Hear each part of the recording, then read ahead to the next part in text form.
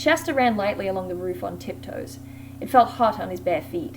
He was only a few seconds scrambling up the wall at the far end, and when he got to the corner he found himself looking down into a narrow, smelly street, and there was a rubbish heap against the outside of the wall, just as Corin had told him. Before jumping down, he took a rapid glance around him to get his bearings. Apparently, he had now come over the crown of the island hill on which Tashban is built. Everything sloped away before him, flat roofs below flat roofs, down to the towers and battlements of the city's northern wall. Beyond that was the river, and beyond the river a short slope covered with gardens. But beyond that again there was something he had never seen the like of.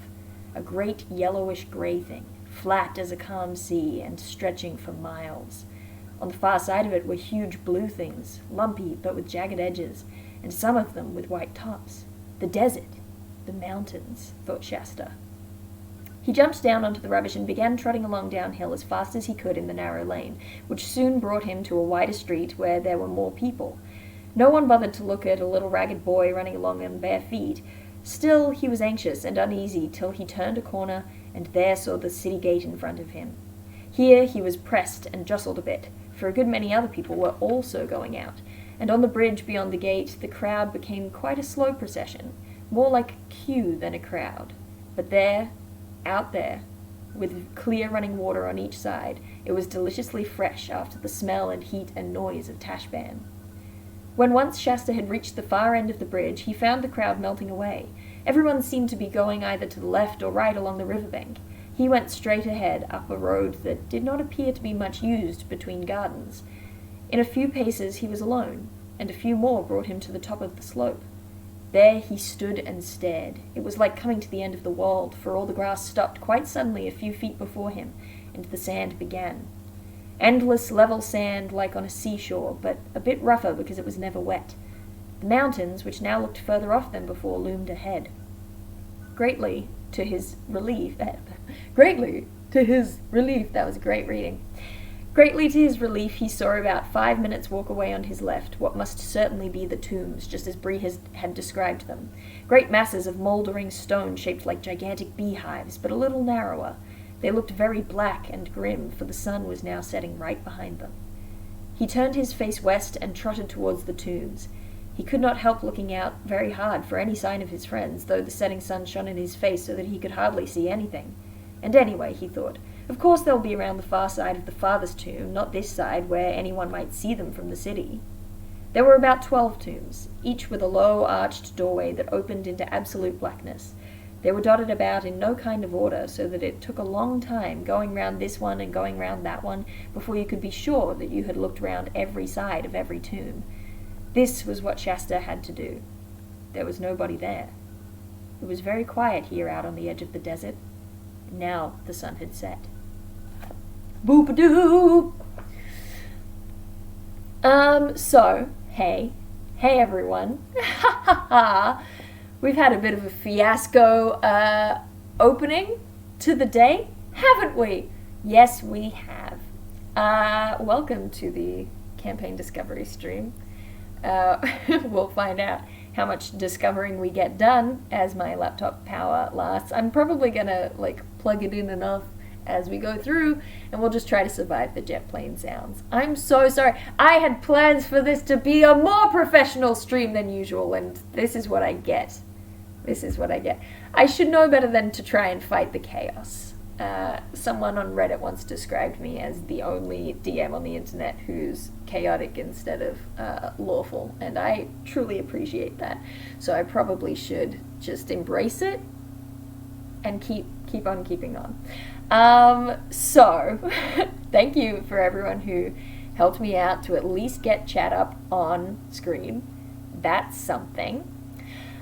Now, hey, Campaign Discovery, what is this? This is, basically, I don't like to phrase it as world building, because I don't think of it as world building. This is more, I show you my map, we look at some of the things that are dotted around, either geographical spaces or names that I've jotted all over it, and people say, hey, what's that?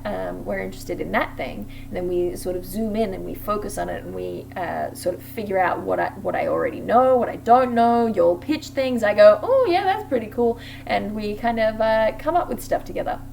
Now, the last time we did this, DMs lawful? Never. Last time we did this, people voted for the Twin Cities of then Tamarin and Druff, now Druff and Deerick is the name. Yes, exactly, you did change it to Druff and Deerick. I can't find the version of the map that I edited that day, because I spent so much time trying to get the microphone to work. So just pretend that where it says Tamarin there, it actually says Deerick, just for the record, because chat came up with names that I liked more. So, to refresh y'all, I rewatched our last stream, because it was a little while ago, and it got the wheels turning again, so I'd like to keep focused on Druff and Deerick for the moment, which is what you voted for last time, partly now because we actually can't zoom out. I was going to use the half time to like maybe switch out if people weren't vibing with the Twin Cities today, but given everything that's gone wrong, don't know whether that's a wise idea anymore. But at the very least, we have stuff to talk about here. So, some review of our conversation from last time, and also some little ideas I've dropped into the mix. I've taken notes. I'm organized, mostly. So, highlight the central tension of my world, which is the ongoing theme, the conflicting theme of my world is tradition versus innovation, and so we're looking at ways that we can keep bringing that to the foreground in different places, and in the Twin Cities we did a lot of good stuff with that, I think. So as Carolus Folger put it last time, we've ended up with kind of a blurb for this area of a patient winery owner struggles to keep up with mass production for a growing market. That's what we're dealing with. Oh yes! So, Druff and Deerick, the vibe of the place. I've split it into categories. This category is the vibe. It's Marbo, it's the vibe, it's, yeah.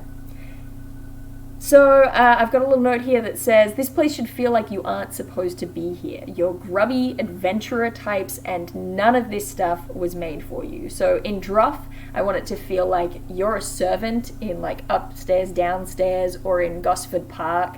And in Deerick, I want it to feel a little bit more like you're at the venue for a wedding that you're not a part of, or you're backstage at like a fashion show. Like in Deerick, I want it to be a little bit like chaotic, and you're not supposed to be there. In Druff, I want it to be a little bit like fancy, and you're not supposed to be there, or you're not supposed to be the one enjoying it. So things that I think could bring that to the foreground. I'm thinking stuff like taverns are full and it's hard to get anyone's attention, and all the other patrons are a little bit snide and they're willing to get into like verbal spars with you, a little bit like those French guys at the French tavern in A Knight's Tale. Like you'll get into arguments with people.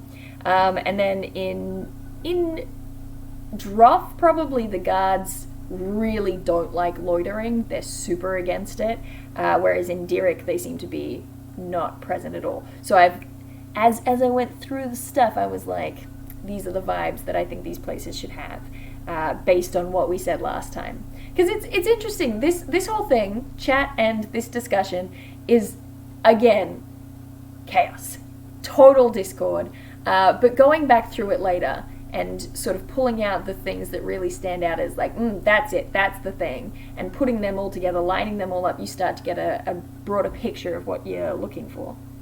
Okay, so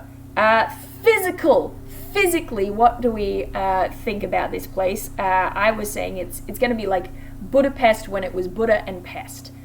At the time, I could not remember that Budapest was the city I was talking about, so I kept saying Ankh-Morpork instead.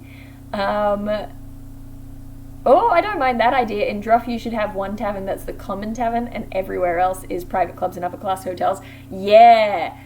Actually, a little bit downtown LA, where you've got, like, the bars that anyone can go to that are super, like, sketch, and then everywhere else is, like, swanky rooftop.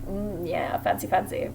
Alright, so, Budapest when it was Buddha and Pest, visually, this was a thing I was thinking about when I was rewatching it. Visually, I think I've decided because we went back and forth on this a lot. We were like, oh, it's got to be a little bit sandy, a little bit Mediterranean, a little bit Morocco was a good idea. I've landed on San Gimignano. To players of Assassin's Creed, particularly early Assassin's Creed 2, greatest game ever made, can't change my mind. San Gimignano is the kind of thing I'm going for. Alright, we know that it has harbours, we know that it has vineyards, and I've been thinking about this. I think there has to be probably a river bend, and the reason I'm thinking this is I want I've got them called the Capulets because we didn't actually name the two major wine families last time. The sort of major export of this area is wine. There are two main families who trade in it, and one of them is tradition. They're really big into like the old school methods. They grow all the wine. They grow all the grapes. They've got all these sweeping wine fields and vineyards, and they have been doing it for a very long time, but they use old school methods of actually making the wine, producing the wine, and getting it out there.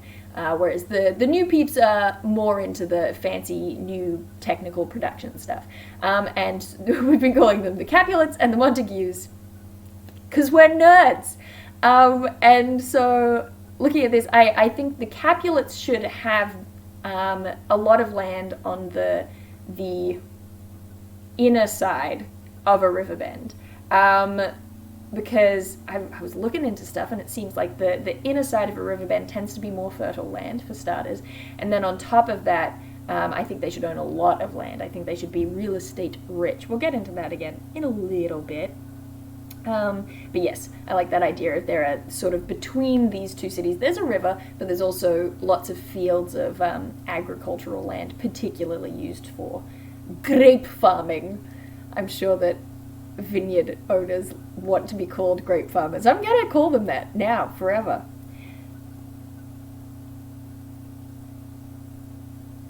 Yes, exactly. If you've ever been behind the scenes at a convention center, all concrete versus the carpets and art, that's kind of exactly what I'm going for with Derek, because, yeah, grape wranglers. Oh, I love it. This 20-second delay always gets me, by the way, so sometimes I get real dumb, and I don't realize that you're answering something I said 20 seconds ago, so just, keep that in mind. But, yeah, I think for Derek, I want it to feel like those things where... How am I going to put this? So, Druff and Derek are cities that are known for their luxury goods, but they're luxury goods for well-to-do folks. So, no one hosts balls here, but this is where everything for the balls comes from.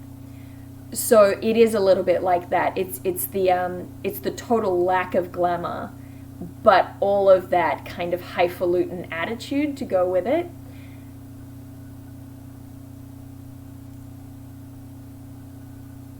Sometimes I get real dumb. Story of my life. Yeah, it's true.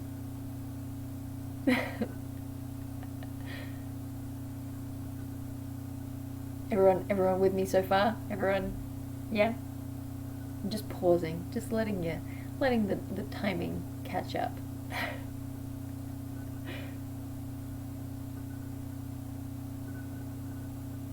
Horse races for sure, that's a pretty good idea. Interesting. Okay, so we know that economically the Merchant Guild is a big important thing for the Twin Cities. We know that there are two major families dealing in wine, but there are numerous smaller families that deal in things like silks. They're big in tailoring. They sell spices. Maybe they have a booming catering economy. Things like that. The wine is the big thing, but there are lots of smaller families selling lots of different things. Now, there are new guild heads that have been elected, and they want to merge the cities, presumably for greater control over like quality and flow of goods and things like that. And that's going to benefit everyone on the whole, but it will take control out of the hands of the Capulets and the Montagues. So those two big families aren't super keen on it. And on top of that, we know that everyone is bound by guild law. So losing favor with the guild means losing trade, means losing money. So no one really wants to step on the toes of the guild. They want to technically be acting within the bounds of what the guild allows, even if they want to be a little bit underhanded and undermine the guild while they're doing it.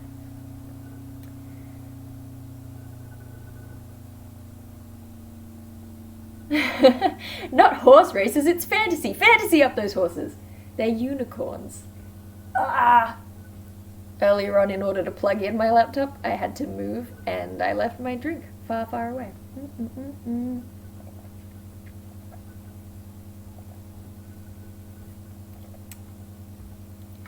Horse raves. Horse races, but the riders should be kids. Pegasi. I like them just being horses. I love them just being horses. Here's the thing. One of my favorite things to do in a fantasy setting is to shove in as much mundane stuff as possible, because somehow to me that makes the fantasy more fantasy. Who knows why? This is just how my brain works. Okay, now, to catch you up a little bit on what we worked out last time for these major families. Again, Capulets and Montagues, we will have to come up with some family names at some point. So, Capulets are in Droff, as we discussed, and they signify tradition, and we're trying to choose things for them that reflect that connection to tradition symbolically. So the Capulets have better agriculture, the Capulets are rich in real estate. I think it might be interesting if we get into, and I mean, we may not get this deep into stuff, we don't have to like plot out like adventure seeds or anything, but I do think it could be interesting if one of the threats to the Capulets is that they're at a point where it's getting a bit tight regarding their competition with the Montagues, and so the Capulets are looking at, they might have to sell a lot of their land in order to kind of maintain their wealth. But then that's, it's a downward spiral, isn't it?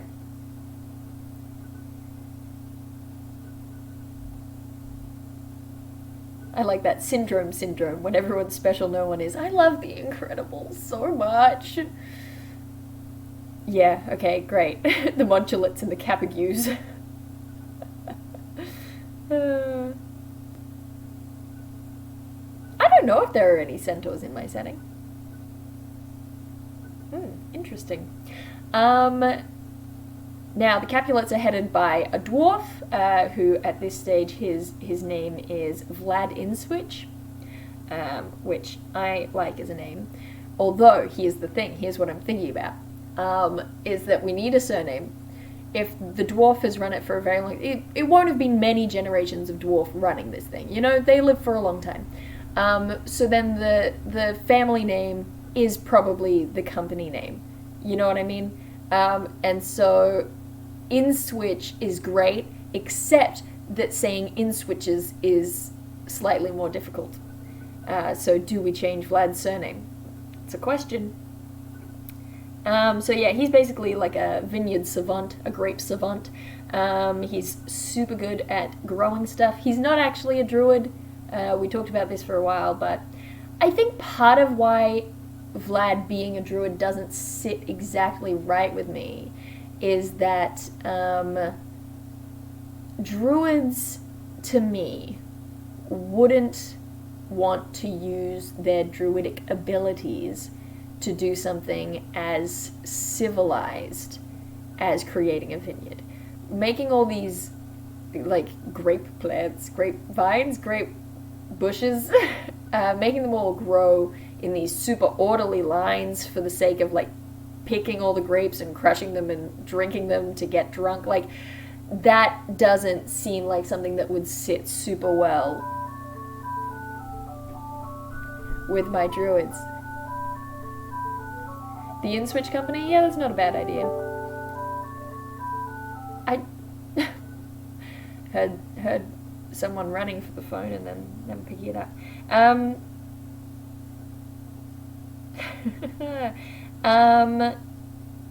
Okay, people are getting in a lot of trouble for caps locks. I'm gonna have to maybe alter Nightbot between streams.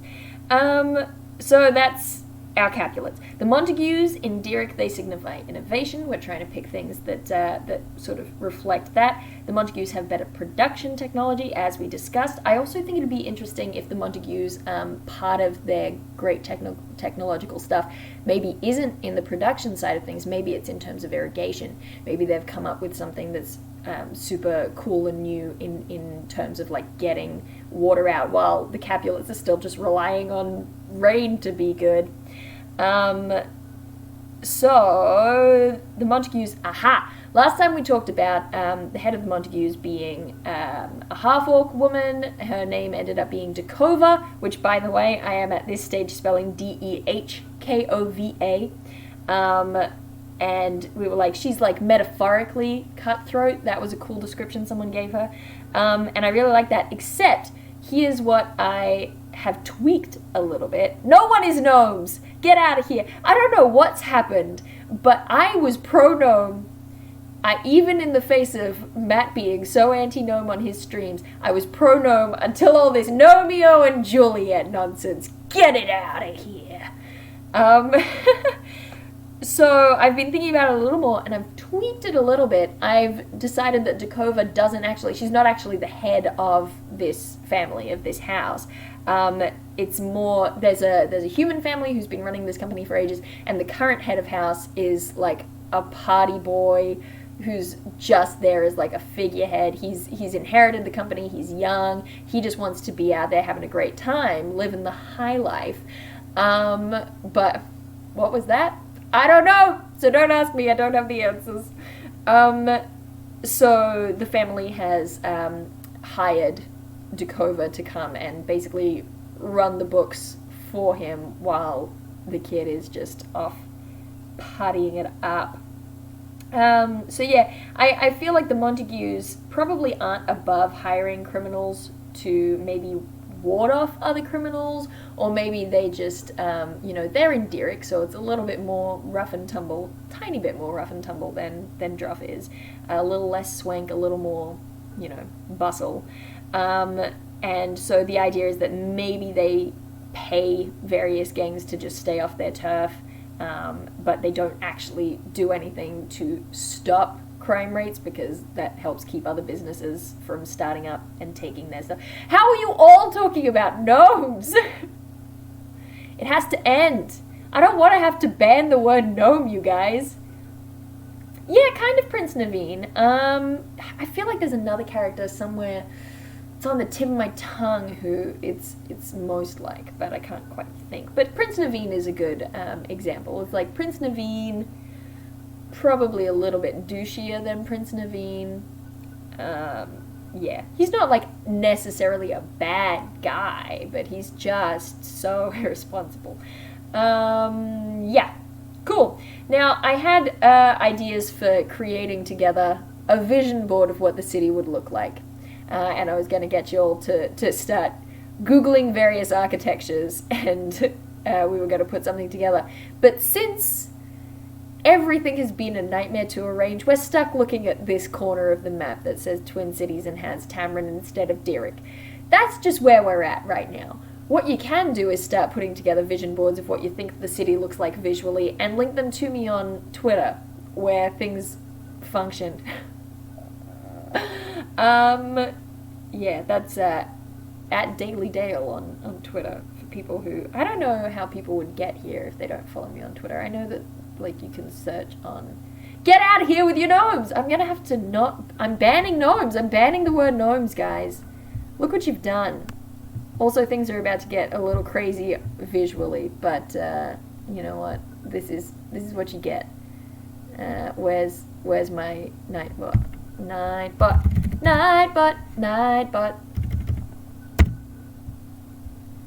Oh, jeez. What's happening? No.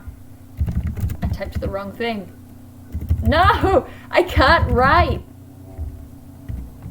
Plus, you're living with the sound of me typing on the laptop that is recording the sound. Oh no, now I have to plug in. It's a nightmare. Nightbot is not a nightmare. Nightbot's fine. What am I doing? Is it Nightbot or is it Mainbot, Autobot? Autobot. Autobot. Aha! Ahaha! Gnome! Done. None of you can say gnome anymore.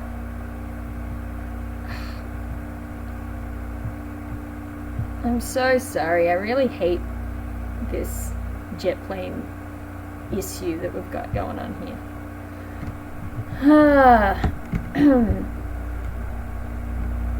Listen to that. I'm just going to leave it for at least 20 seconds to see how horribly loud it is,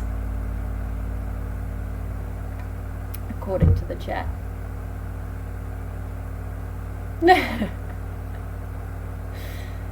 Wow. You're really going out of your way to write the word gnome. This is not great. Are you sure it's not overpowering? Because it's pretty overpowering in real life, and my ears are outside of the laptop. Your ears are essentially inside the laptop. I am plugged into a charger. My laptop was, like, legit about to die. Yeah, it is. It's the Streisand effect. I should have just not... Ugh.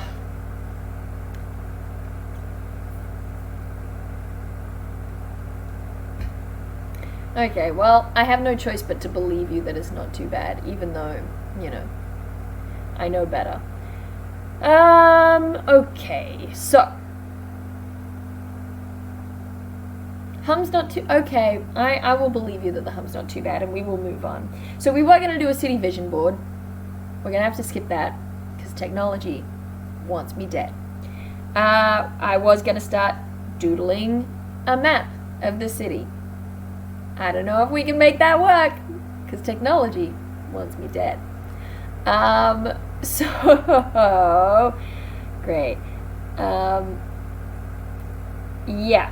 So, part of why I read that section of The Horse and His Boy earlier, though, is that I can't believe I forgot to do it last time. I guess it's because, you know, I wasn't doodling, and usually at this stage in making up a thing for my game, I would be writing notes in pencil in a book, and I would be doodling in that said book. But one of the first places I actually start when I'm making a city or a town or whatever is I think about how they dispose of their dead, which is a weird and grim way to start doing things, but sometimes it's helpful. Not always, but sometimes. And so that little section with the tombs is something that always comes to mind. And also the description of the city that goes along with it is fantastic in terms of like evocative, descriptive language that that explains kind of what a city looks like. But hello, the laptop's on a wheelie chair, so I can maneuver it easy as anything. Ooh. So for example, Bryn Alden, which is further up my map, I'm not even going to try and show you. I know that they bury their dead in one big cemetery that's the whole way down the eastern side of the hill. Hello! New people who've missed all of the drama. You just get to come in for the loud laptop fan. Whereas in the capital city of my setting, which is currently called Cragcroft, which I didn't hate until like yesterday, and now I'm not a huge fan, but anyway, it's big, it's on these cliffs, the whole way through the cliffs they've dug down and they've got catacombs under the city. Ooh yes, some Parisian-esque catacombs, that is correct. So things like that, and wondering, you know, do they tend to bury their dead, do they tend to encase them in mausoleums, do they cremate, do they... etc. Do only the very rich and powerful get proper burials? Like, what happens to the poor people in that case? You know, stuff like that. So, Druff and Derek. First question, do they dispose of their dead in the same way, or do they dispose of their dead in different ways? There's a lot of Skype notifications happening that are covering the bottom of the chat screen for me.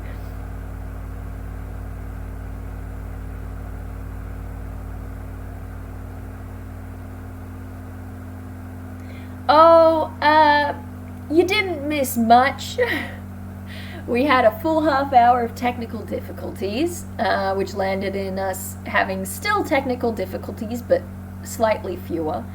And then I caught us up on what we did last time, added a few tweaks of my own to the notes that we took last time. We're still talking about Druffendirek, partly because Photoshop isn't very happy for me to move the screen around right now. So we're still talking about the Montagues and the Capulets, who don't have real names yet. Viking burials. See, I'm not huge on the Viking burials for this, I don't think. I think it's mixing in a real world, like, cultural shorthand that isn't super connected to what we're doing with Druffendirek. So, although Viking funerals are super dope, I don't know whether they would do this in Druffendirek.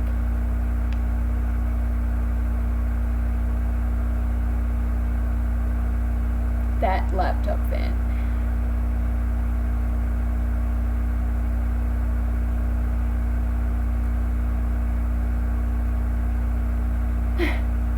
Rake their dead into the other city's yard like passive-aggressive neighbours. Yeah, since this is primarily agricultural, there won't be many forests, so no funeral pyres or coffins. Lots of stone available from clearing the fields, so perhaps massed cairns. I love that thinking. That's good thinking right there. LPGWV Jason. It's a lot of letters. Refresh, it's up. What's up? Oh no, did the stream drop out? Technology wants me dead. Okay. This is fine. It's fine. It's fine, you guys. It's fine. It's fine. It's fine. It's fine. No, I do like that acknowledgement that not having a ton of wood around means that we're not going to get a ton of so many notifications from Skype. No. Everything is terrible. I wouldn't care except it's covering up the chat. Yes, what were we talking? Wood. There's a lack of wood because the forests are a ways out, and so they're probably going to be using more stone than they will be using wood. That's a really, really great point, and I love it.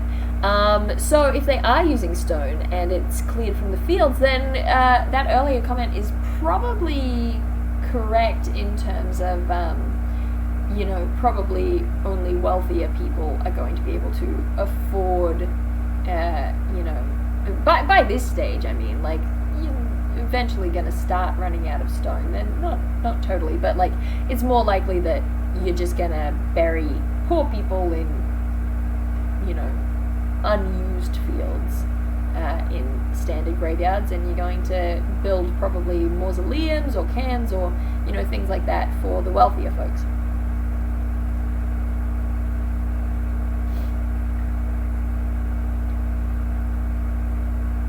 Burying them in the aisles along the vineyard. Interesting. I see catacombs is nice. I like catacombs, except that it is such a major feature of another city in my setting that I don't want to dilute that by giving other people catacombs. Cutscene, catacombs trapped in, catacombs gotta get out. Will he get out? Of course he will.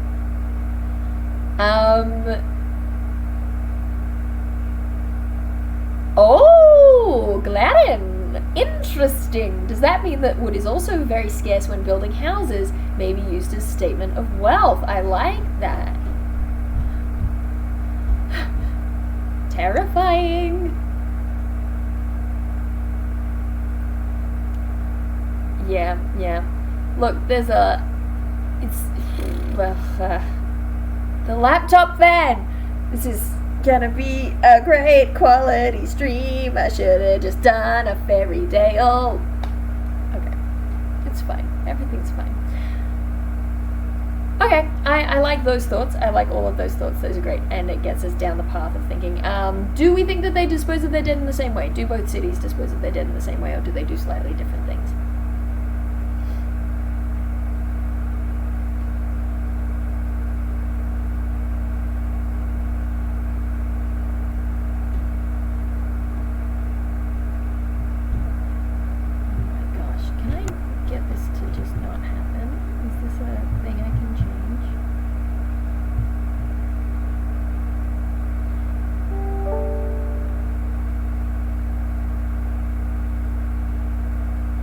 interesting. This is also a coastal city, so the water table is higher, meaning burials will either be shallow or above ground. Jason has the geographical knowledge. Look at that.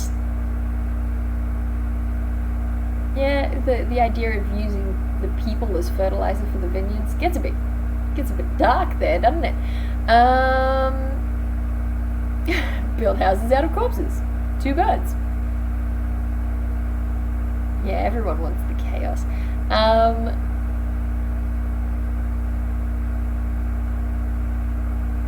All good rival peoples usually have most things in common and just a tiny handful of differences that drive that wedge between them.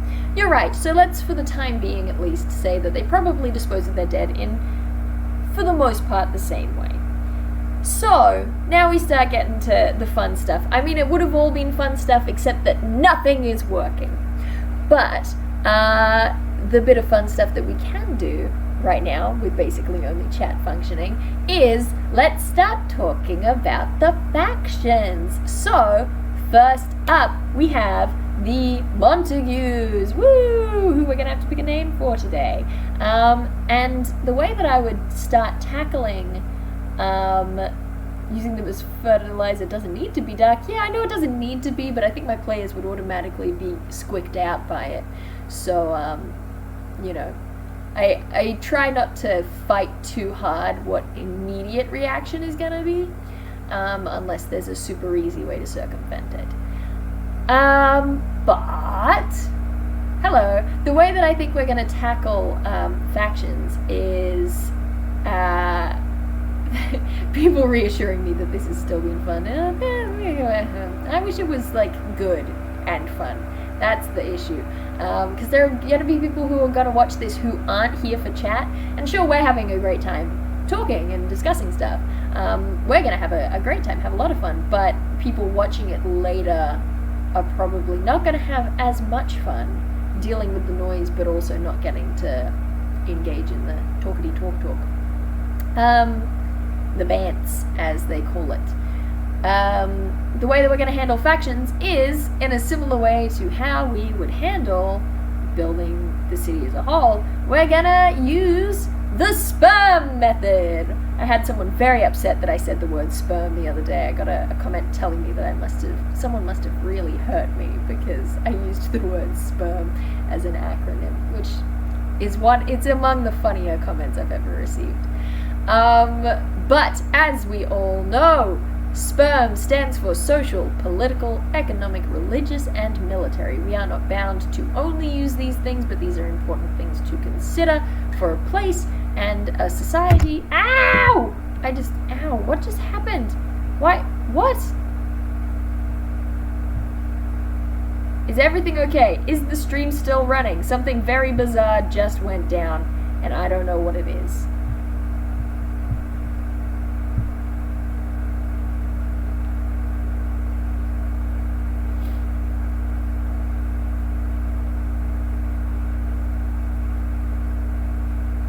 Am I still here? I got that 20-second delay, y'all. Okay, great, everything's fine. Don't know what happened. My whole computer it put different... I swear, this computer is pretty new. So it's not like it's actually dying. I'm definitely haunted. It is Phantom Dennis. Because just then, all the windows I had open switched what was on top. So it was very bizarre.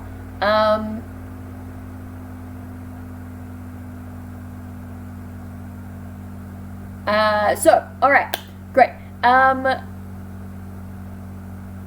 Montagues, for a refresher, Montagues are the ones with the technology, Capulets are the real estate, and the vineyards.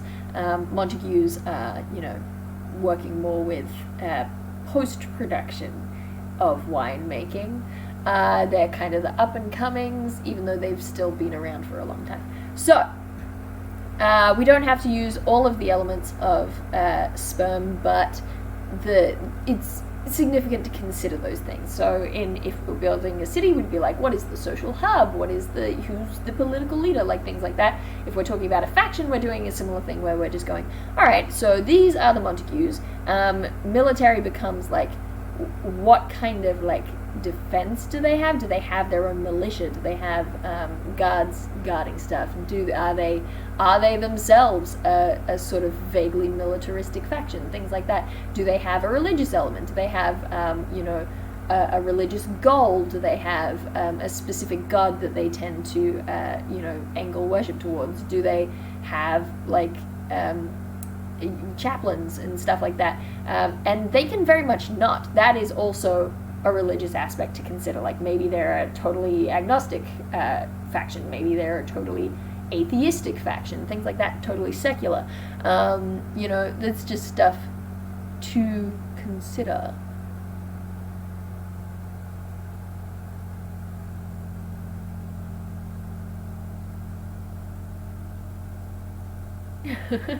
Apollo's asking for a recap. Nothing happened. Technology is still my nemesis and blah blah blah.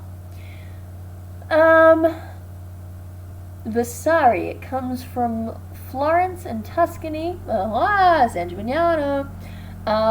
Which seems to be the theme for these cities. So like maybe one of the families could be that. Yeah, that's a pretty good name. How do people feel about Vasari? Quite like it.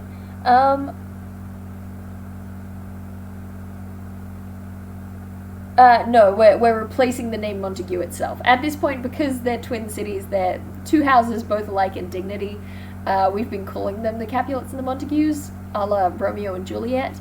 But the time has come to replace the names Montague and Capulet with different family surnames. So at this point, InSwitch might be replacing Capulet. We aren't completely certain. And we've got the suggestion of Vasari for the Montagues.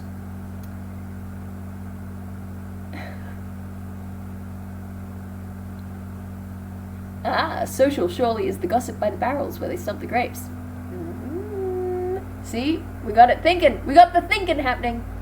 And keep in mind the Montagues as well, we're sticking to that slightly more like bustle, cranky stage manager, trying to get everyone organized. That's the vibe of Derek and House Montague, which is not going to be called House Montague. Bianchi, Marino, Blackforge, Fairmantles, Baylards. I like Baylards. Montague. Yeah, I like the idea of this, Jason again. I like the idea of this being run almost like a front for a mafia organization, even though their wealth comes from wine trade. I do like it to have a little taster of mafia, but yeah, it's definitely like, it's not like they are dealing like drugs on the down low. They're dealing wine, but they're taking it very seriously, and they will do anything just shy of murder, probably. InSwitch and Vasari, two rival families. Romulus and Remus. Mario and Luigi Mario.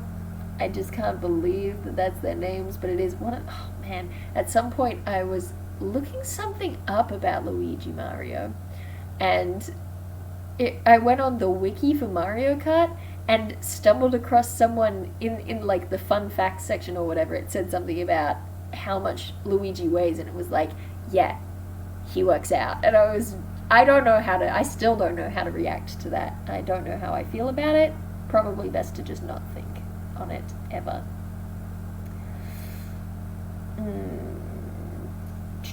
Portia. I quite like the Baylards. Because it's got that thing as well. I like the ability to make it a very easy plural, because then you can refer to them as a group, and people just go, yeah, the Baylards.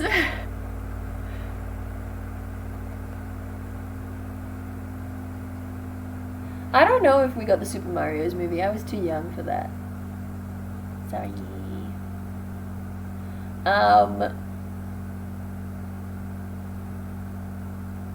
Well, I'm glad you like the idea of rival wine houses. I like it too.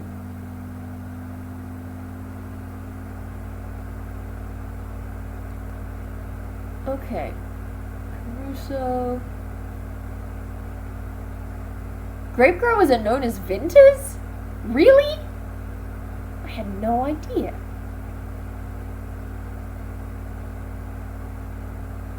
For the moment, I like the Baylards. I'm gonna make a note of that on my phone because I would do it on my laptop, but again, I'm scared of changing anything. I'm gonna write Baylards, I'm gonna write Visaris.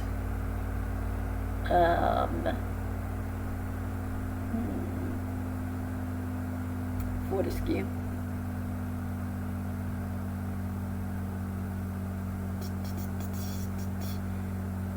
Baylards might be the new Montagues, yeah. They might be the Baylards. I really like Baylards. I don't know, just the more I say it, the more I'm like, yeah, this feels like it could be. And you can see how Baylard, I mean, it doesn't, it's a nice in-between point of sounding like old money and new money, if you know what I mean. Like it doesn't sound like a commoner name, but it doesn't have that super highfalutin sound to it that we in the real world associate with very old money, very rich families. So yeah, I like that about it because it has it kind of skirts around. It's like, it's both like, this is an old rich family, but it does that without triggering the part of our brain that would take it to tradition rather than innovation, because we need to keep having that connection to innovation.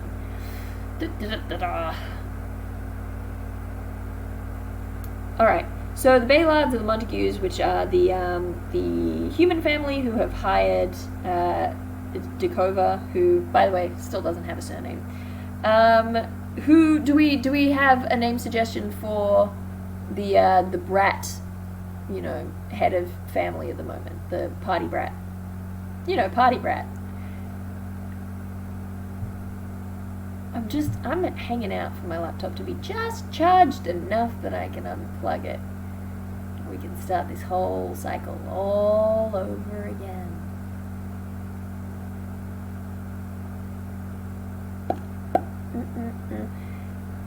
Fitzroy Baylard.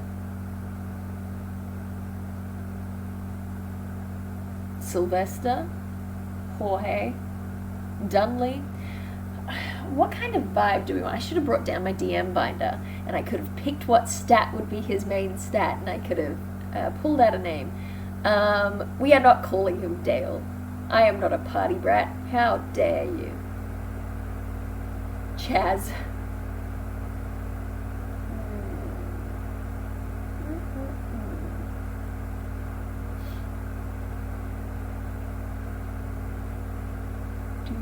Cameron Roscoe, K10.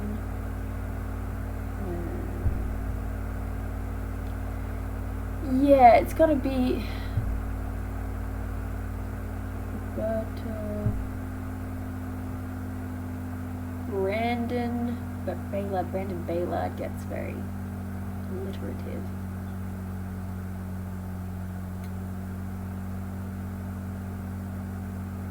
Renard Baylard, unfortunately, rhymes. And I'm not doing that, even to a fictional douchebag. He might not be a douchebag, that's unfair. Dolfo.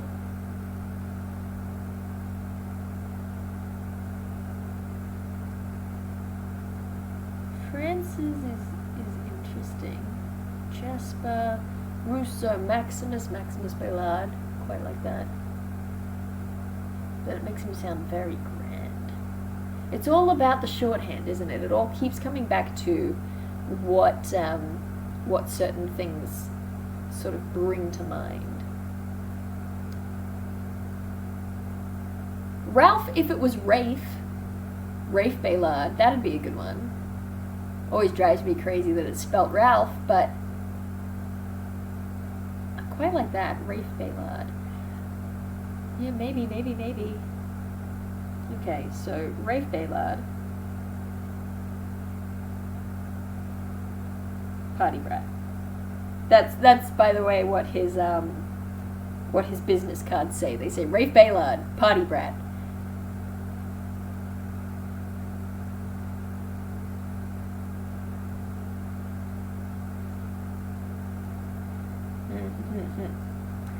Does Rafe have any siblings?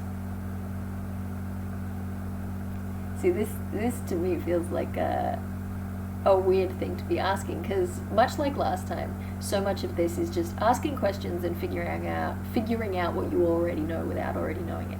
So I feel like I already know that he has at least one sister. 7 siblings! That's so many siblings! Oh my gosh, you'd think that with 7 siblings the parents could have worked out a way to leave the business to someone who wasn't him.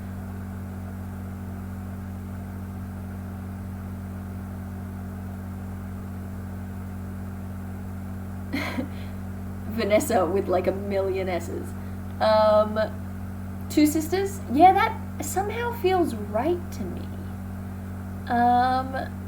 Interesting. It's interesting that some of you all think he has a big sister. Now that's interesting, because, I mean, I don't love getting into this stuff, as I'm sure lots of you know by now, but, you know, lines of succession become an interesting thing. Like, do you go to the trouble of replicating a patriarchal line of succession in a fantasy world when it could so easily just not do that?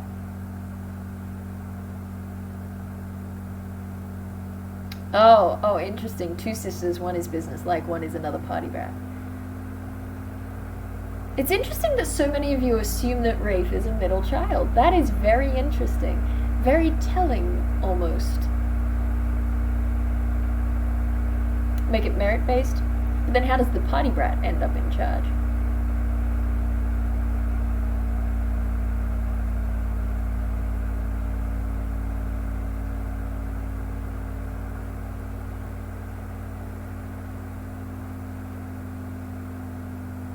A partyarchal society. Whoever is the best partier gets the business.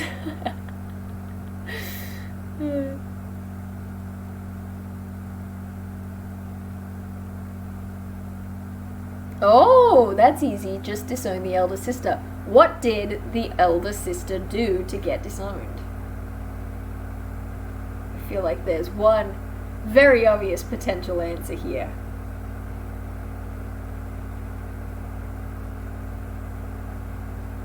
Party brat CEO. He's the party brat. I'm making a theme song for him just in case I ever make this into a TV show.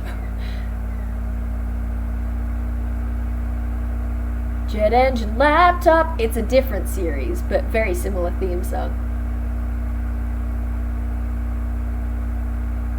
Oh, that's interesting. Draco Sprite. Older sibling has an opportunity to expand in another city. So the more capable elder sibling goes and does that.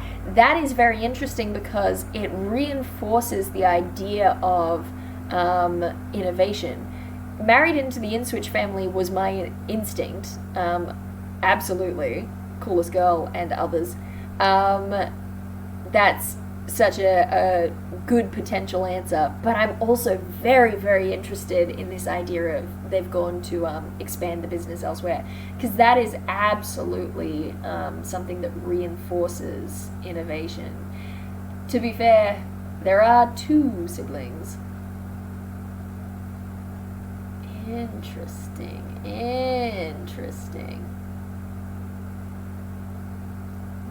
Where would she expand to? I mean, the nearest city is obviously Droth. But okay. Oh, I wanted to avoid doing this at all costs, but here we are. Okay, wish me luck as I zoom around and look at what other cities are nearby. Zoom is a strong word when Photoshop really doesn't want to be doing stuff. Okay, Jewel of the South, which still doesn't have a name, which is a university town, so making wine there isn't a bad idea, but it's also not got like a fancy reputation. Tyrantor is underwater. Glistfen, which isn't called Glistfen, is agricultural. Bryn Alden, maybe she's in Bryn Alden. They would definitely find some footing in Bryn Alden. Okay, interesting.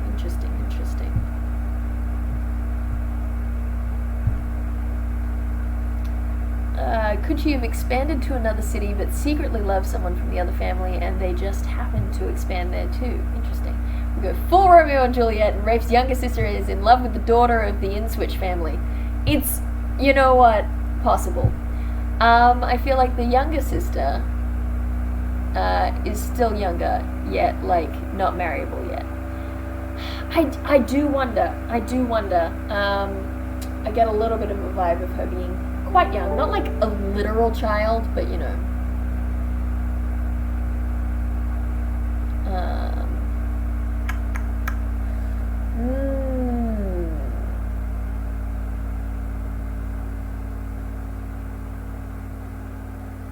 Oh, this family, the Baylards, the Montague Baylards, they're fairly willing to conduct shady business. They're definitely, I would say, more willing than the Capulets / Inswitches. Inswitches just doesn't roll, you know? I like Inswitch, but I don't love Inswitches. The Baylards themselves are human. They have a half-orc who runs a lot of the business, who's kind of the actual head of the business while Party Brad is doing his party. If he does have an older sister, that explains a lot. If he has an older sister, then she's obviously the one who hired Dakova to kind of be the babysitter of the business.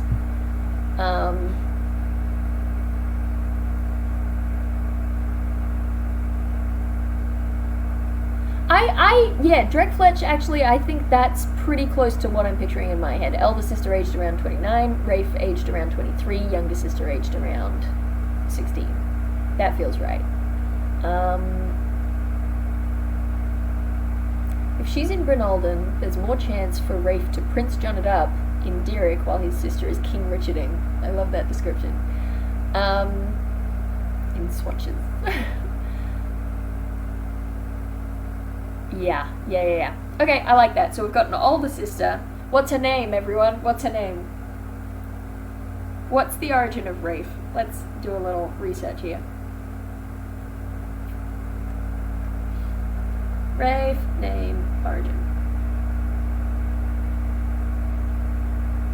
Oh, it's Old Norse. That's crazy. I don't think we're going to find many names that sound like Rafe in Old Norse. Oh, but if we're spelling it the way that a lot of you are spelling it, which is R-A-I-F, then it's probably not from the Old Norse. Let me see.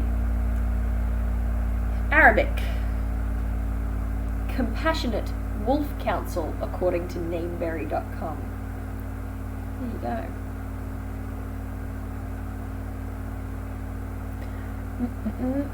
How close am I to the camera right now? I don't know. Isabella Baylard? I like that. Ooh, I like that. Oh. Interesting. We've got a couple of Isabellas with different spellings now. Ba-bow. I say ba-ba-bow a lot while we do streams.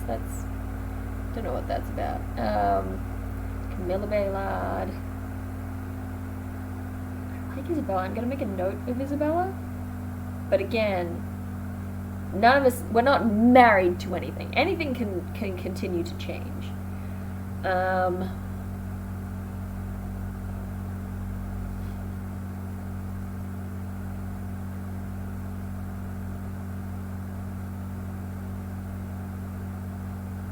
Interesting. Youngest isn't romantically interested, but has some fan complex over the historical importance of the Inswitches. That is interesting.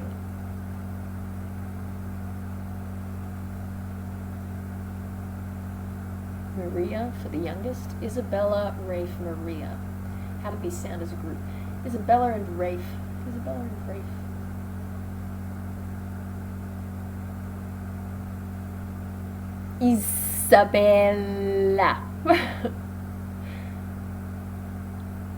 Emila.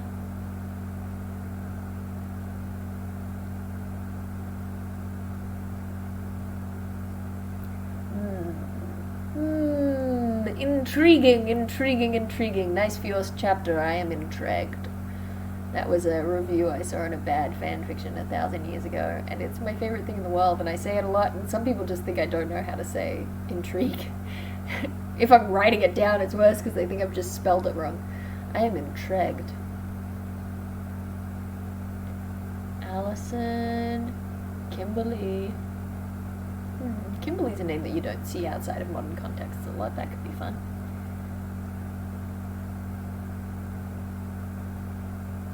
Sana, I quite like Sana.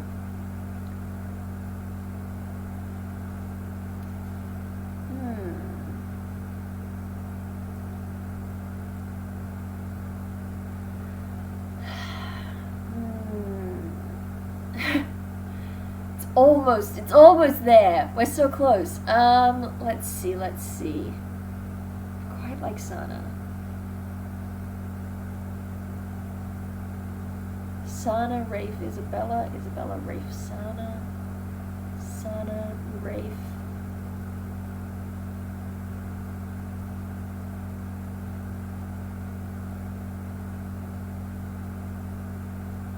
Yeah.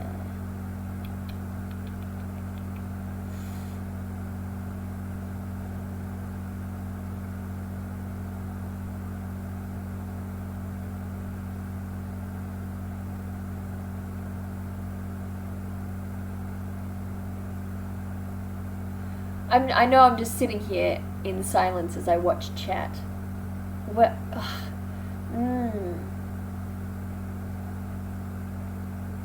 What's a sound that we're missing? Okay, so Isabella Sana.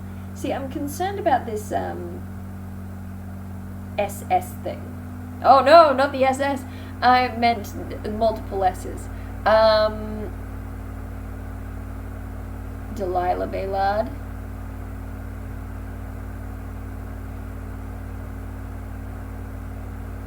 Oh, Sentinel suggests that we lean into the wolf motif. Here's the question: are there many feminine names? Because I'm not gonna say. Because here's the thing: growing up as a Dael, who is a girl, you very quickly let go of the idea of boys' names and girls' names. But I will say, I think something flowery and feminine sounding. To be fair, I think that idea of something vaguely flowery sounding, not literal flowers, but I mean, you know, that light, delicate touch for all of their names feels like what they'd be going for.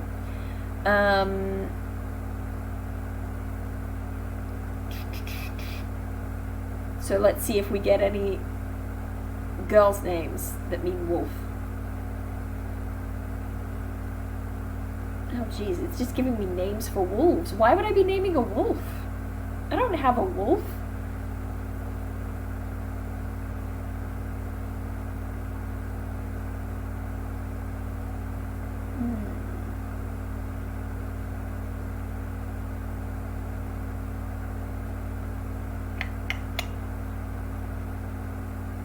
Lupita.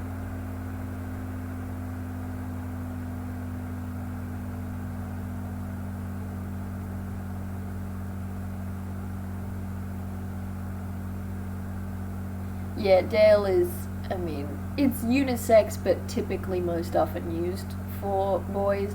So I regularly, okay, let me tell you a story real quick. My car has a gas tank sort of hooked in so I can run on gas, which, okay, I should clarify for the US, not gasoline, gas LPG.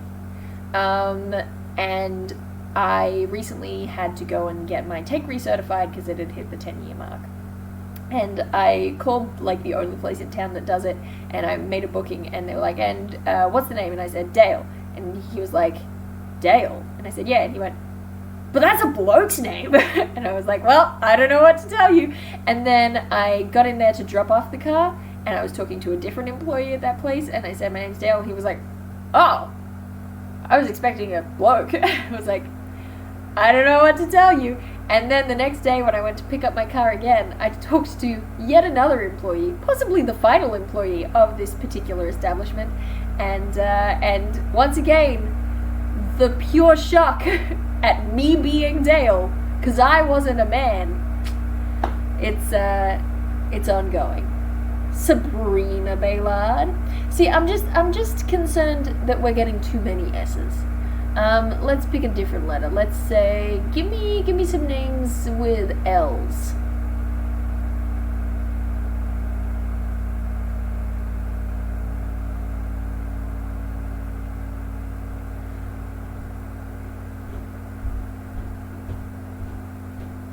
Delphine Baylard.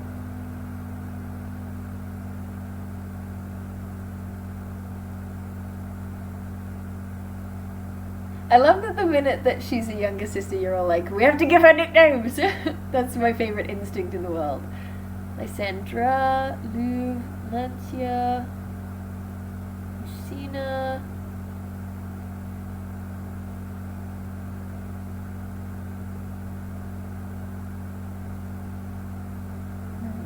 Lillian. Luca. Okay, alright. Yeah. There we go. Whoop. Let's see if Google's useful to us. Marie, Lorelei. If you're out on the road, feeling lonely and so cold, all you have to do is call my name and I'll be there on the next train. Where you lead, I will follow anywhere that you tell me to. I quite like Lucy, and we could go with something a little more, rich kitty and make it Lucille.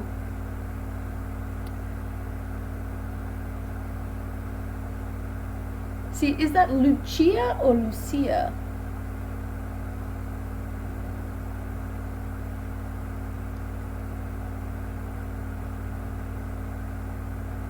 Luciana, Lucinda Baylard. Watch out for the Lucille.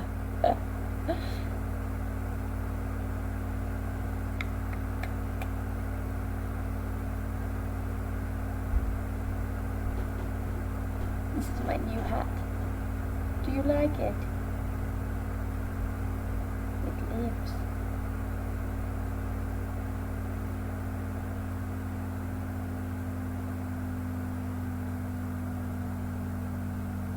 Alright, well, we got a couple people pro Lucia.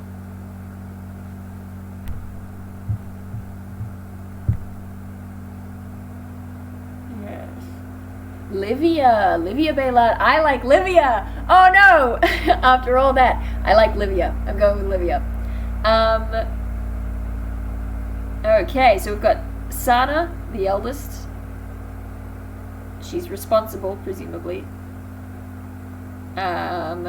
We've got Rafe, who's been left in charge, and we've got Livia, the youngest, who has some kind of connection, perhaps, with the in-switches. Again, in-switches. I don't know. Yeah, it might be short for Olivia.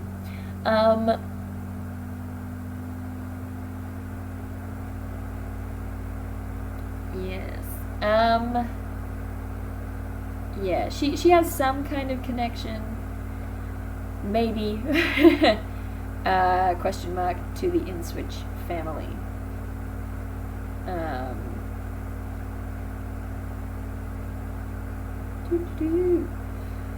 But, yet to be seen. Liv, Vivi. Everyone comes out with the nicknames. I love it so much. What's a balloon? Oh, maybe she is an unknowing spy. Oh no, what if she's just like friends with an in-switch family member and they're just buds hanging out, but then she's excited and she keeps telling her brother about it, but it's really giving them all of the what if, guys? What if? Oh, the drama. Okay, so she's like 15, 16. Party Brat is like 22, 23. and the older sister, Sana, is like a broader range. She's like 27 to 29. She's older. Okay.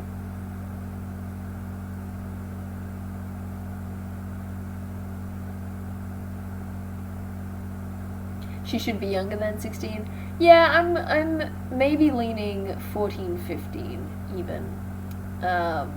Just because you are correct. It's got to be a sort of torn thing between. She's a bubbly teen, don't get me wrong. She's the youngest child, so if she's anything like me as a youngest child, then she's not got that sort of moody, don't want to talk to people teen thing. She's got that chattering, bubbly, won't shut up thing. But yeah, maybe being slightly younger means that she's less aware of the implications of what she's doing.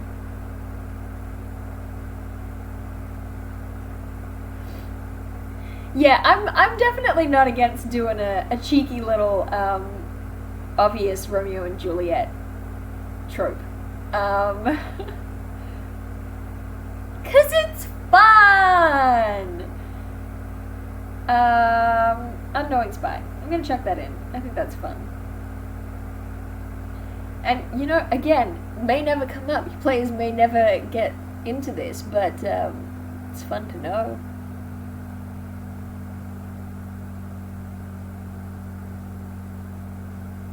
Oh, good point. If she's super sheltered, 16 could still work. What is my head doing at the back? What is happening here? Still doing it.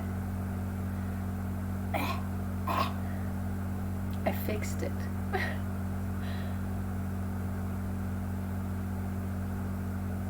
Is she at a private boarding school with the in-switch friend? Maybe.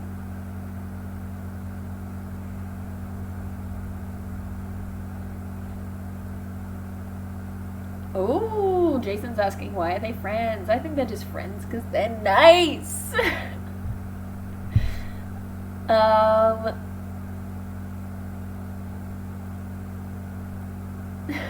People are advocating for her to be a secret love child of the two houses.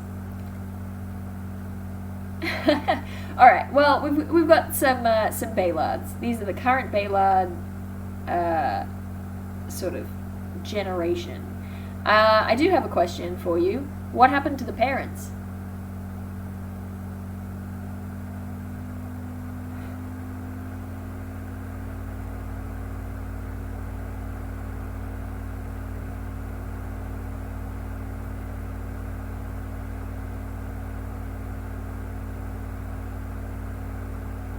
Oh, Fox and Hound, Innocence friendship.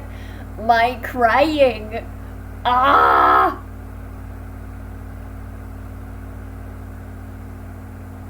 We're talking about currently the two major families, the powers of trade in the Twin Cities, which are not named Droff and Tamron. They are named Droff and Derek. And we're talking about previously called the Montagues and the Capulets, where we're fleshing out the families as factions and working out some of the people who are in them, things like that.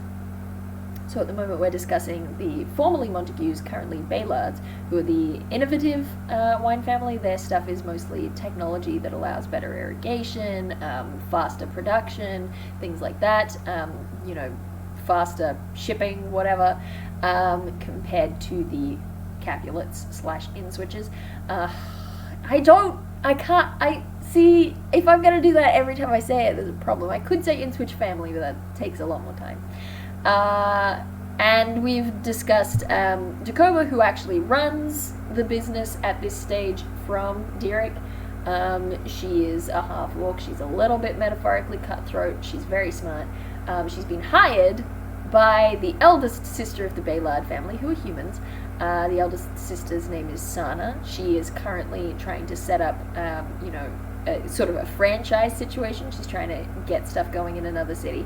And so her brother, who is a party brat, Rafe is left in charge. And so that's why they hired Jacoba to actually run the business, because he's a little bit trashy.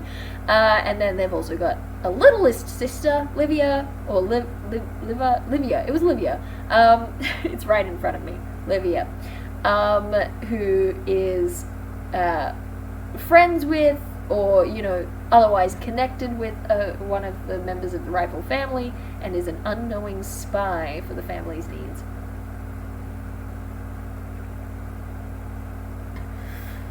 Oh, interesting. The rival family definitely framed the parents. I don't know whether they would do that. I don't know.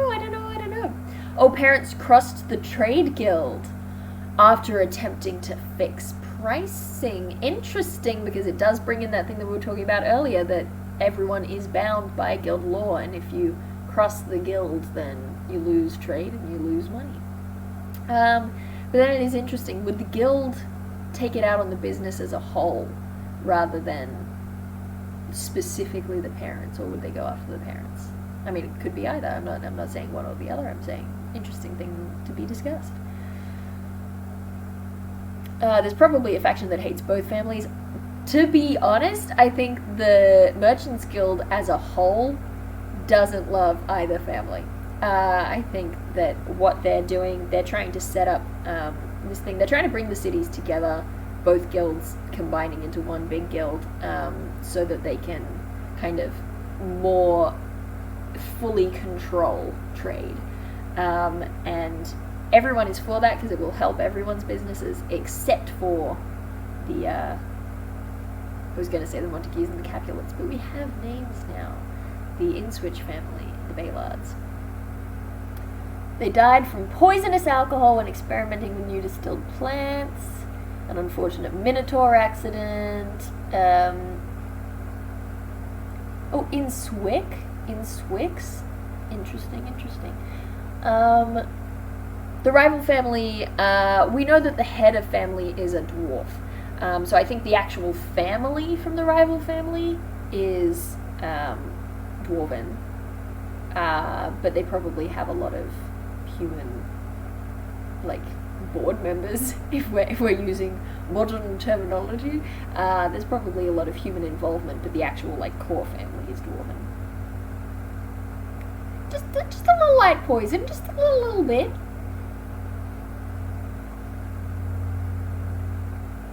Yeah, that's a good point. Guilds are all about money. No sense destroying a full business when you can take out a single member. That's true. That's a really good point. I think that's a pretty good idea. I'm going to say parents cross the guild. That's a good idea, and here's the thing. We can always go back and change it later if we come up with something different. Parents crossed the guild. You know what my brain just went to in terms of what's happened to the parents now? If it's like they crossed the guild and now they're in a dungeon and whatever, my brain immediately went to the Luthers. I was like, there you go. Kids have to run the business because the parents were crooked.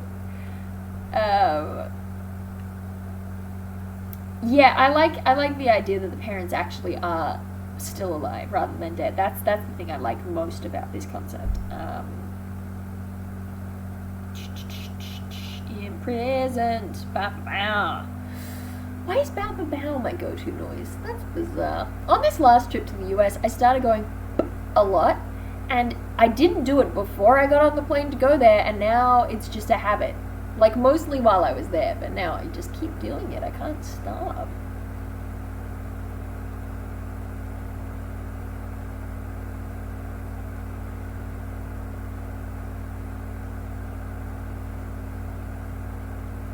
Yeah, that's true. Taking out the parents also makes the children less likely to cross the guild, yeah. I think that the parents, I don't know if the parents can contact their kids, but I think the kids are in contact with the parents. I think that at least Sana regularly has visits and sort of gets updates on what she should be doing with the business. I think that's definitely an element of what's happening. Maybe she is on a secret side mission for the parents. Again, I don't. It's interesting because I think they're definitely down to bend some rules. I think they do everything shady, but just shy of actively like breaking laws. Like, the closest they came was whatever had them stuck in prison or what have you.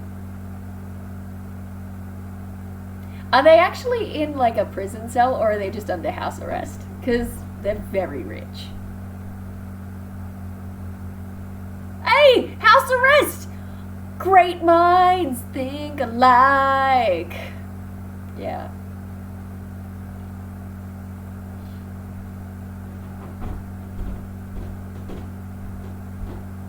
Oh, we got some parents' name suggestions. Adolin and Ruthos. Interesting. I don't mind those.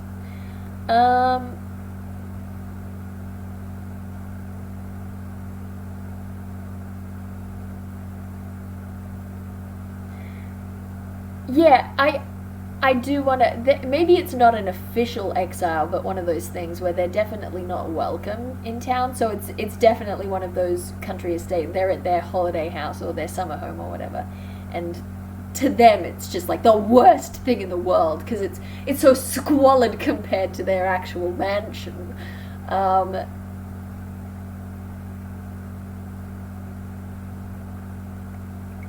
Oh, they absolutely are still influencing their family business. I think there is that element of they're not welcome in the city anymore.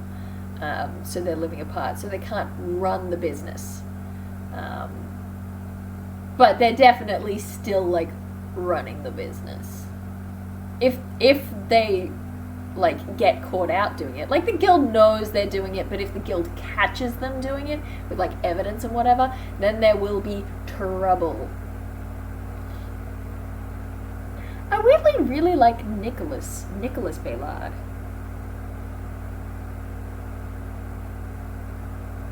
Nicholas Baylard.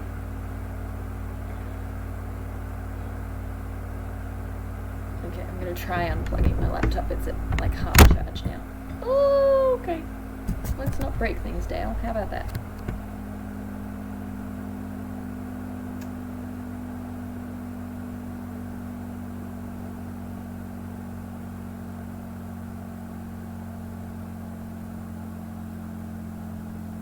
Yeah, exactly. The country home isn't... You can't host grand parties there. You can't, like, do a thing. Yeah.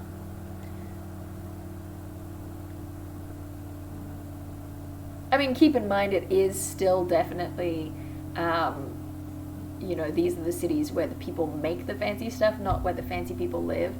But because they are the Baylards, they have, like, that... It's like a golden ticket to, like, just barely be part of that world. Adolin and Nicholas. Nicholas. Yeah. Anyway, alright, cool. So that's the actual family. So I would say that covers, what, the political aspect, probably? So... Social, I mean, to a degree as well, actually. Social is covered because we've got Party Brat. So Rafe is probably the closest thing that this family has to a social head.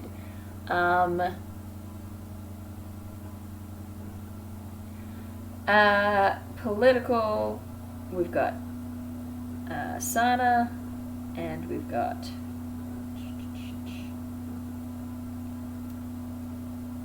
in brackets, because it's on the down low, we've got... We just discussed their names. Nick and Adolin. Nick and Ada. Now, economic, that's where I think Dakova comes in as a big, important figure. Economic. I can't spell. Dakova. Does Dakova have a surname? Nicholas and Frickolas Baylard.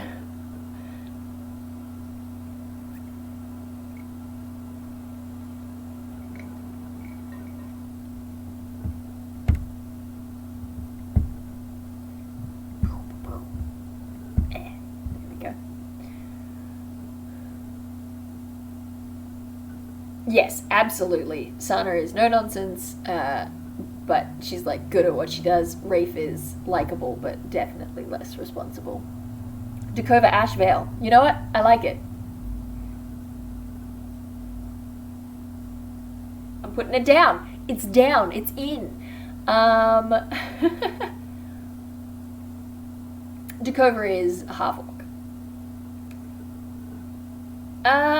Well, she's a half orc, so I don't know whether orcs have surnames. Probably not. Maybe just group names, if you know what I mean.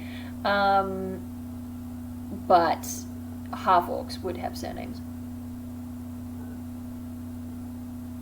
Aha! Good reference. Warsong from the Warsong clan, the major orcish clan that's in this setting. Yeah, why not? Give him a wolf family crest. A wolf trying to eat grapes. Oh, a little bit of an Aesop's reference for you there. Boom, as they say. Half orc and half sexy.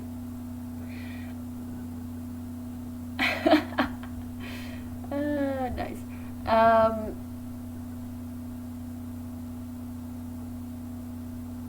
Yeah, okay. So we've got Dakota Ashvale. I like it. Now, where are we? Religious. Is there any kind of religious element to this family as a faction? What do we reckon?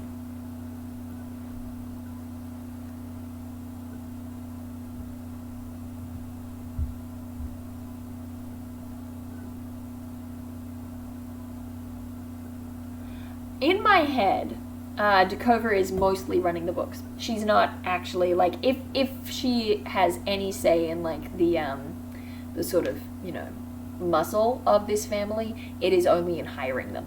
She doesn't fight. She's just like the numbers gal, and is basically holding the business together while Sana and the parents are gone.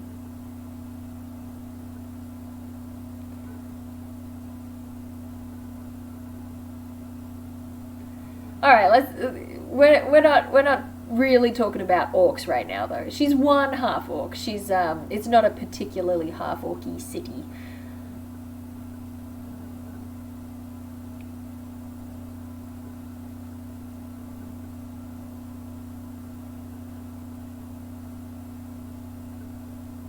Yeah, I wonder if Varys is right. I wonder if they maybe pay lip service to whatever the most popular religion in the area is, but maybe don't actively actually, have a thing. And part of that is because if we're playing with tradition and innovation, even though it doesn't have to be this way, we do have associations of tradition being more conservative, being more right wing, blah blah blah, and that's obviously we play with that in a lot of places, and that is not always the case, but that sort of association does exist, and so a family that is more secular as a business in a setting where religion is common is a little bit more leaning onto that. Ooh, it's the new wave, it's the new thing.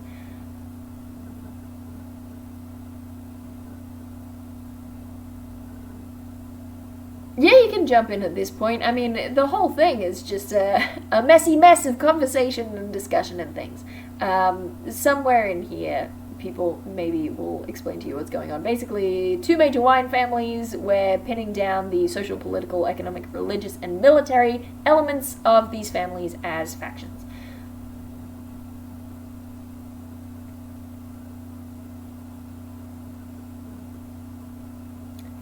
Hmm.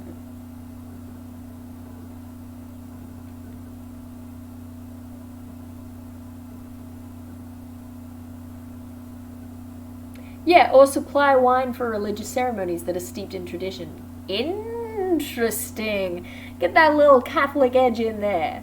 That's interesting. Put Livia as religious if she's getting more high status education that includes religion than the others and might take a liking to it. Interesting. Worth thinking about.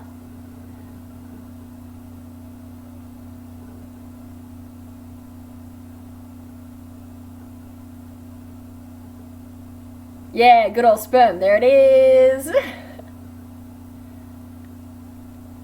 Okay, so people are leaning towards Olivia being super religious. That's interesting.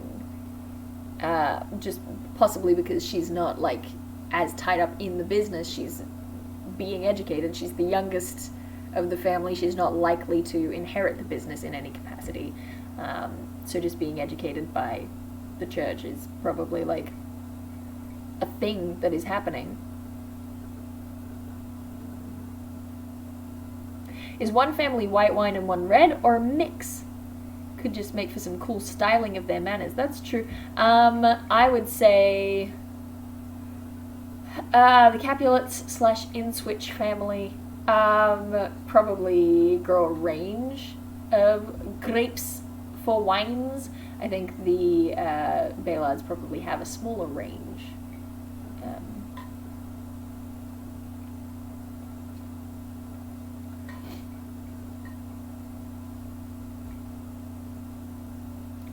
Yeah, so basically what all this is boiling down to is that we don't necessarily have a prominent religious figure or religious aspect of the faction. Their relation to it is tangential. It's related to whether it's a holy day, whether it's, they show up on Christmas. You know what I mean? So religious, we'll go with, like, religious. All right. Tangential. It's not a person. And military. I think to a degree much larger probably than the Capulets. The Baylards probably do have enforcers of some kind. And I wonder, perhaps, hear me out here, because you might disagree. I wonder if perhaps the military aspect of the Baylards would be the leader of, like, a criminal syndicate or gang, or, just some ruffians, some general ruffians who have their own unit, their own faction, but the leader of them is working for the Baylards. What do people think about that? Ah?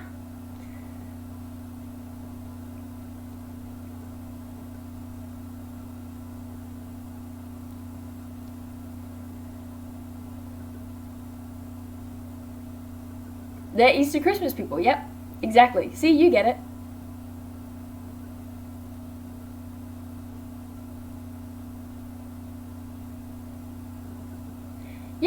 Yeah, actually they could, it might not be a criminal gang. Maybe it's a mercenary company. Maybe it's a militia. Maybe they have a private militia. Do they have a private militia? Maybe the Capulets have a private militia. I don't know. I do wonder whether it's something a little underhanded. Like maybe they publicly don't have any kind of muscle behind them. But in private, obviously Dakota is paying such and such to, watch out for their goods and whatever.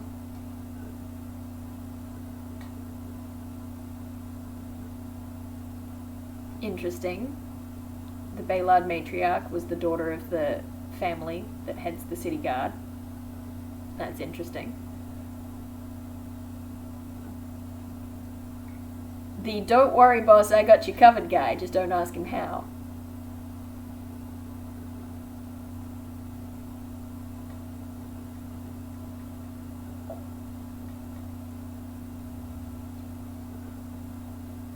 It's not a gnome army. How dare you put an apostrophe in the word gnome in order to say that? Totally have a private merc company. I definitely am leaning more merc or crime gang. Because part of me is like, oh, it'd be really cool for, like, if you're picturing it right, and the Capulets have these sweeping fields of vineyards, then just imagine, like, it being patrolled by fully uniformed private militia. Like, that is very cool. Whereas, because the Baylards are more, they're less open fields. Not completely devoid of them. They have to have, they have to grow grapes. But theirs is less space. It's more enclosed. So the idea of, like, corners, shadows, blah, blah, blah, that brings to mind more, like, underhanded stuff. More sort of sneaky connections and Yeah, didn't work.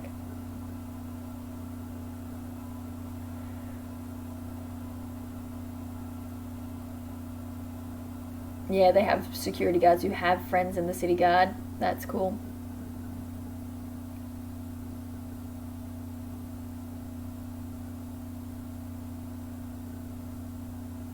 Could work out really well. Give the family ties in different times of note in the campaign if they have deep criminal influence.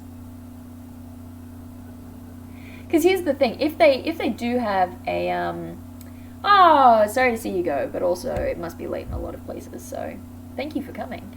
If they do have criminal connections, the connections we probably won't be going for terribly much longer. By the way, we'll probably try to finish around the half-hour mark.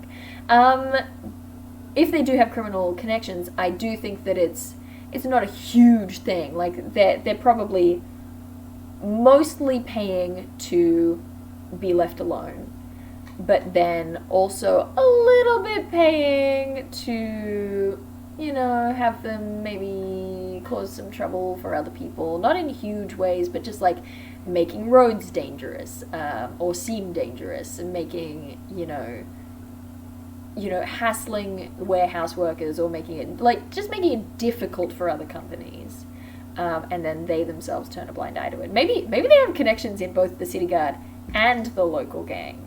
Maybe they just like if the matriarch is the daughter of the chief of police, say, so they have that connection where they can say, hey, just turn a blind eye to these activities, right? Meanwhile, they are working with the head of the Southside Serpents to make the drive-in seem less safe, so that they can bring down costs and whatever. That kind of thing.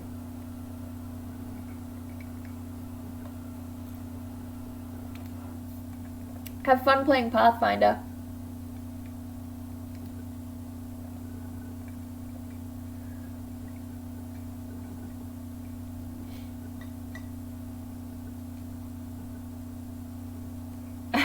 Any business worth their wine. Yeah, and I mean, they probably can't quite reach the heart of the InSwitch, you know, company production space and whatever. They probably can't get right to the core of the InSwitches, which is why they're able to stay rival families, and which is why they have to use less underhanded means in order to try and compete with the InSwitch family, if that makes sense. They would have to be keeping the pressure on in places like, oh, well, we've got great irrigation. If you want to, get in on this, we will happily, build some, piping or aqueducts or what have you for you, but, you have to give us this in return, and that kind of butting heads over, it's monopoly with the InSwitch family. It's all above board. But with other companies, trying to keep them, down so they're not part of this major contest. It mostly maybe happens a little bit less super legit ways. But even then, if it came to light, they would lose public favor. They wouldn't be, breaking laws necessarily.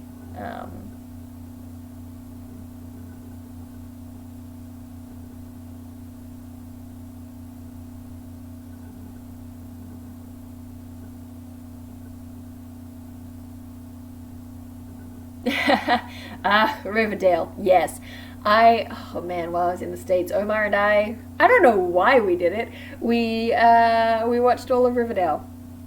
I had previously stopped watching mid-season 2 because I couldn't take it anymore. The cringe was too much.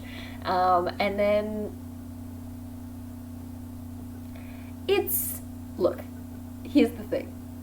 Season 3 was better, but mostly because it just gave up on making sense. Teen drama is my favorite genre. I shouldn't be struggling to watch this. Goodbye, Jason. Thank you for good ideas.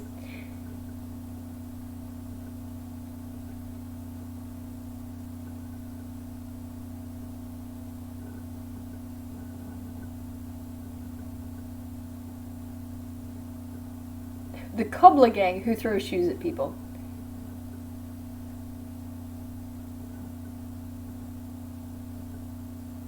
Yeah, Eric, don't watch it. It's, you know what? No, season 1 was fun. Season 1 was flawed but fun.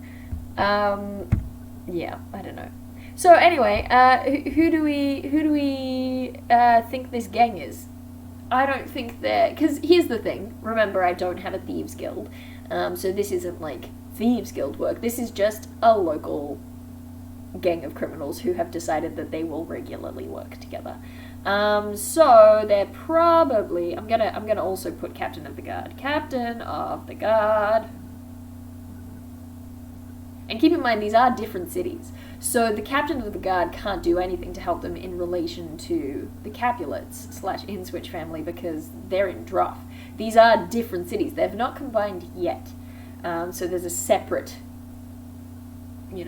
guard house for the other city.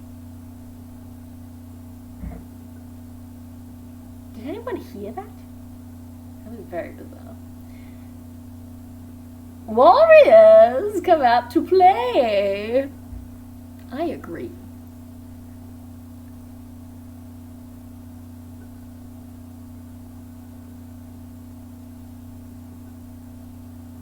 Oh, maybe the Baylards have a bastard child who's there in with the gang, maybe. People are starting to get silly, which I think is the sign that we should start winding down pretty soon. Which, I mean, despite all of our technological issues, I think we've done pretty well today, I'm just saying. Given the time crunch, and all the hecticness. Ooh! The hound's teeth. Quite like the hound's teeth. Ooh. Hound's teeth. Noting that down.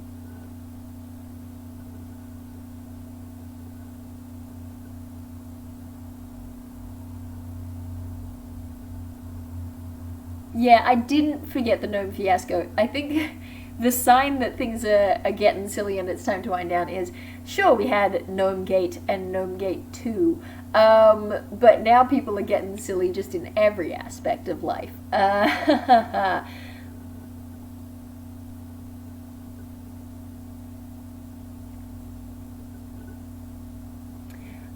Hopefully there will be another one of these soon. It will depend on if I can get the microphone working, because honestly, having these quality issues is just not fun.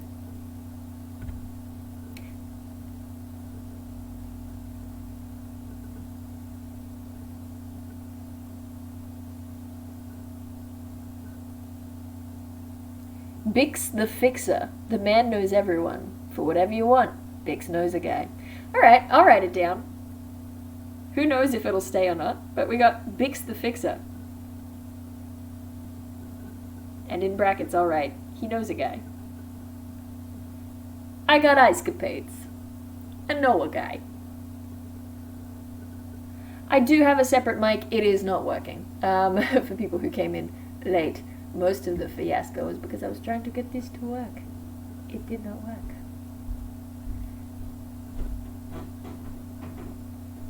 Yeah, I did say it would be chaos. That was a prediction. The prediction was right. I tried my hardest for it to not be chaos. I had everything noted down. I had stuff sort of ready to go. I came down and tried to get everything connected an hour early.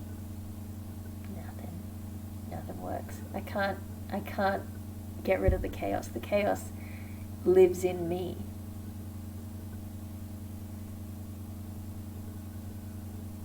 Well, if at some point you can help with the mic issue, we'll find out. I followed a guide. It didn't work out. Cool. All right. Well, I'm feeling pretty good about what we did there. We got a lot of stuff. Some of it may change, some of it may not change. I really feel good about the Baylards that we worked out. I'm feeling pretty positive given the start that we had. Hopefully other people are feeling pretty positive too. We're going to end the actual stream. Thank you so much for coming. Ha ha ha. Oh, the Hall of Mirrors begins. Thanks for tuning in. Sorry about the technological issues and the jet engine. Yeah. we'll see you another time.